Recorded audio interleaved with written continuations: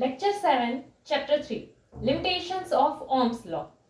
अभी हमने ओम का जो लॉ देखा था उसमें क्या था हमारा कि V equals to I R होता था, यानी कि वोल्टेज एंड करंट जो है वो एक दूसरे से प्रोपोर्शनल थे। बट कुछ कुछ हमें ऐसे देखने को मिलते हैं कि कोई जहां पर ये लॉ जो है वो फॉलो नहीं होता है। तो जिसमें एक तो अगर हम देखें कि यहाँ पर लॉ के अकॉर्डिंग क्या है कि वोल्टेज एंड करंट एक दूसरे से प्रोपोर्शनल होते हैं, तो उसमें फर्स्ट ही क्या आ जाएगा कि वोल्टेज एंड करंट सपोज एक दूसरे से प्रोपोर्शनल ना हो, यानी कि एक इंक्रीज होने पर दूसरा ना हो रहा हो या दूसरा उससे ज्यादा इंक्रीज हो रहा हो, या अगर ऐसा कुछ भी देखने को मिलता है तो हम क्या बोल सकते हैं कि ओम का जो लॉ है वो फॉलो नहीं हो रहा है, क्योंकि दोनों प्रोपोर्शनल नहीं है। जैसे कि अगर हम यहाँ पर देखें, हमें एक ग्राफ दिया हुआ है, उसमें यहाँ से ये जो डॉटेड लाइन जा रही है ना, अगर ये ग्राफ हमें ऐसा मिलता तो क्या होता, तो ये ओम के लॉ को फॉलो करता। एंड यहाँ पर ये जो कंटिन्यूअस लाइन जा रही है ना, वो हमें क्या दिखा रहा है कि वो ओम के लॉ को फॉलो नहीं करता है, अगर ऐसा ग्राफ मिलता है तो। अभी ये क्या है, वो अगर हम देखें कि करंट जो है वो जब फ्लो करता है कंडक्टर में से, तो उसमें से हीट प्रोड्यूस होगा, एंड कंडक्टर में से जब हीट प्रोड्यूस होगा तो उसकी वजह से उसका जो रेजिस्टेंस होता है वो इंक्रीज हो जाएगा। एंड जब ऐसा होता है तो हमें जो ग्राफ मिलेगा ना वो यहाँ से ऐसे कंटिन्यूअस वाला मिलेगा, एंड ये डॉटेड वाला नहीं मिलता है। तो यहाँ से ऐसा हमें जब कंटिन्यूअस वाला ग्राफ मिलेगा तो क्या V एंड I प्रोपोर्शनल नहीं होंगे, यानी कि ओम के लॉ को फॉलो नहीं होगा यहाँ पे। तो इसीलिए ये जो है हम क्या बोल सकते हैं कि ये जो होगा उसमें ओम का लॉ फॉलो नहीं होता है। अभी ऐसा हमें किस में देखने को मिलता है, तो ऐसा जो है वो हमें डायोड में देखने को मिलता है या ट्रांजिस्टर में देखने को मिलता है। चलो इसके अलावा अगर हम देखें तो सेकेंड वन इज दिस,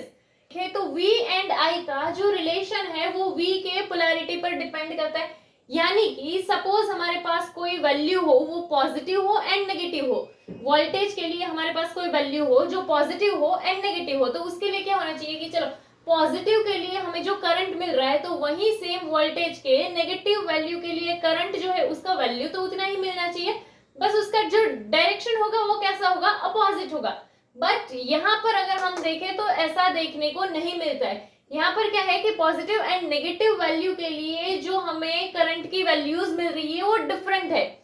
ठीक है। एंड यहाँ पर ये जो स्केल है वो भी कैसा है, डिफरेंट है, यानी कि यहाँ पर कि वोल्टेज जो है उसकी पॉजिटिव वैल्यू के लिए जो करंट मिलेगा तो वोल्टेज के नेगेटिव वैल्यू के लिए करंट की सेम वैल्यू नहीं मिलेगी, हमें यहाँ पर डिफरेंट वैल्यूज मिलती है।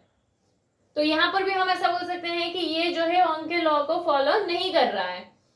ठीक है। यानी क्योंकि हमें जो है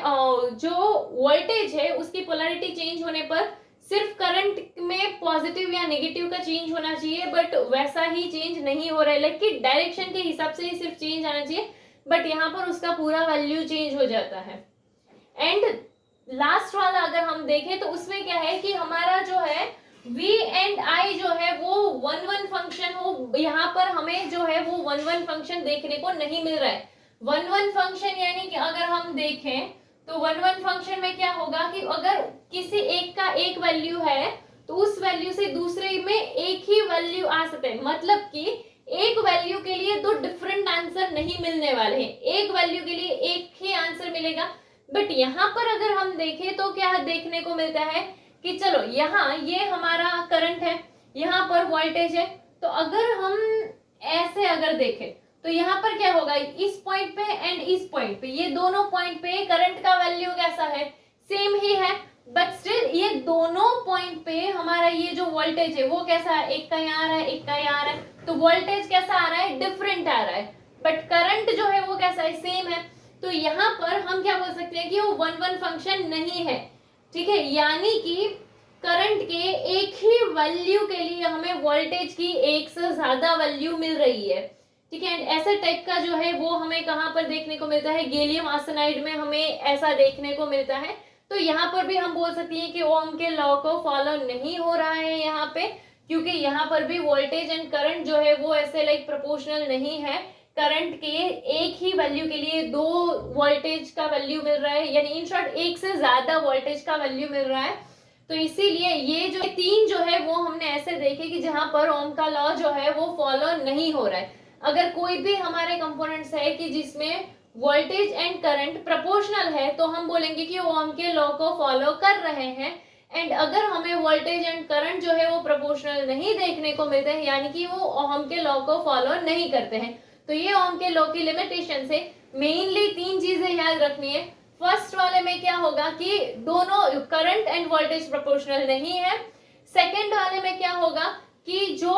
V के पोलैरिटी के लिए जो करंट है वो डिफरेंट मिलता है। एंड थर्ड में क्या है कि करंट की सेम वैल्यू के लिए एक से ज्यादा वोल्टेज का वैल्यू मिलता है। बस ये 3 पॉइंट से ये पूरा बन जाएगा।